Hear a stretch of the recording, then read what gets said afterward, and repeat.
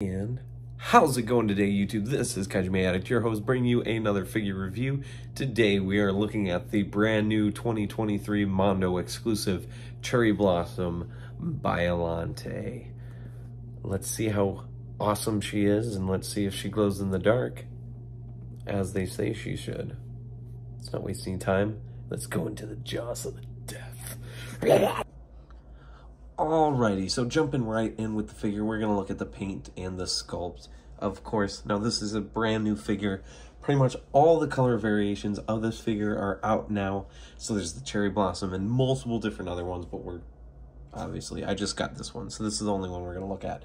And I've got to admit, I love the way this one looks, just like the 84 that I bought almost a year ago to the day. This Biollante is absolutely impressive looking. I love the way she looks. She's gorgeous. She's large. I like the way that they use the gold as a highlight and also kind of like a secondary color. It's really impressive. And the detail on this is out of this world. Absolutely. She's even got her thorns. Like, it's not simplified at all, even though it's Sofubi. This figure isn't simplified. This figure is just absolutely badass. Look at the throat and the teeth all there. She's missing the teeth that she's supposed to. The head sculpt itself, it makes me wish I kind of would have gotten a different color app for this figure just to bring out some of the details because there's so much here. And just, this figure is epic. If you guys did not get one of these, I would recommend trying to track one down, whichever color variation you want, because this is like a really damn good Sofubi Biollante, okay?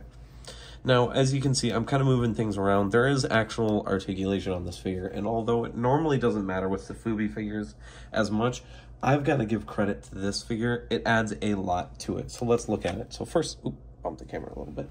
The back tendrils spin, so kind of get a more forward-facing, close, and then you can kind of give her like almost like a wing backpack type look, which looks very nice.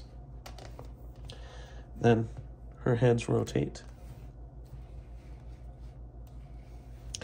on the back ones, and then of course the front ones, where it really matters, they rotate. So look at that. So you can give her a wide stance like that. You can give her the way she comes in the package, which is a really close stance like this. Or you can do what I was doing, where they're kind of mid-level out.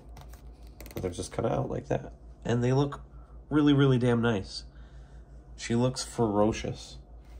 I love how this figure looks, okay? I like it at base. But there is a feature with this figure, and we're going to look at it, all right? I've had her sitting here for about 40 minutes charging in front of these lights. We're going to see how it looks. So let me just turn off the lights and we'll be right back. So now this isn't direct sunlight and it's not completely LED. Now I'm going to say this. On the camera, it shows up pretty well. In person, there is not a lot of glow. Not a lot. There is a bit, but there is not enough. She probably would be glowing more. But just sitting her down for 30-40 minutes, that is not enough glow. I'm going to be honest. It's not for advertising it as a glow-in-the-dark feature, not just letting that kind of be a secret thing. So that's going to work against her a little bit, regrettably. But the Cherry Blossom effect without the glow-in-the-dark on her is superb. It just looks really good, okay? So let's look at some size comparisons and let's compare her to the Mondo 84. All right, here she is with the 84, also released by Mondo, the actual first release by Mondo.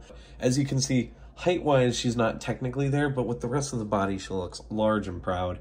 Thankfully, she's not going to be too big of a shelf hog, but she's also a shelf hog, okay? Next here we have her compared to the Shinagawa Final Battle version SH Monsters Kiryu, and as you can see when you start to scale down the figures a little bit, she actually looks a lot larger in comparison. here she is with the first Ultraman G primitive figure. This is the OG release. And of course we had to compare her with another Biollante. And because I have fear of moving the Monster Arts one, we've got the Bandai Movie Monster Series one, which is already small in comparison, but that's how they look up stacked to each other. I really like the way these two figures look. I really like Biollante, okay. Alright. And finally, of course, we cannot not compare any figure without some kind of Shin figure, which I actually haven't done the last few times, but here's the Sun Guts third form Cursed Boy. Very nice looking. He looks terrified for his life.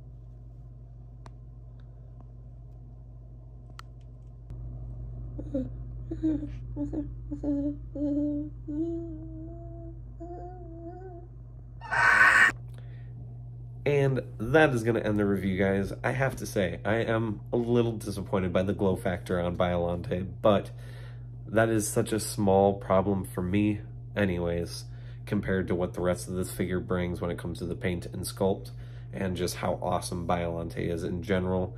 So I'm going to give her a damn fine solid 9 out of 10. I definitely do recommend you guys try to find one as soon as possible if you do think you're going to regret not getting her. She is going to get very expensive in the future. So with that being said, hopefully you guys enjoyed the video. Leave a like, comment, and subscribe down below if you did. And of course, as I always say at the end of these videos, peace, rock on, stay safe. Remember to go to Facebook, go to the Collect All Monster Collectors group. Join the discussion with 1,500 other wonderful tokusatsu collectors of all different styles and variations. And I will see you guys in the very next video. Me and Biollante, signing out.